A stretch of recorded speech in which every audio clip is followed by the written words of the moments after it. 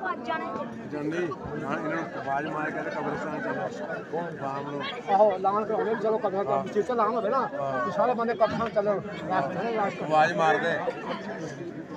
ਜਿਹਨਾਂ ਕਿਹੜਾ ਮੂੰਹ ਧੋਦਾ ਤੂੰ ਆਵਾਜ਼ ਮਾਰ ਨਹੀਂ ਮਸੀਤੇ ਦੇ ਨਾਲ ਕਰਾ ਦੀ ਨਾ ਸਾਹਮਣੇ ਦੇਖਾ ਤੂੰ ਜਨਾਜ਼ਾ ਹੋਵੇ ਹੋਏ ਨਾ ਦਾ ਹਾਂ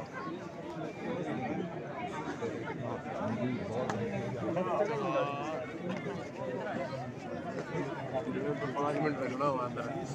ਬੱਚਿਆਂ ਦਾ ਰੱਬਾ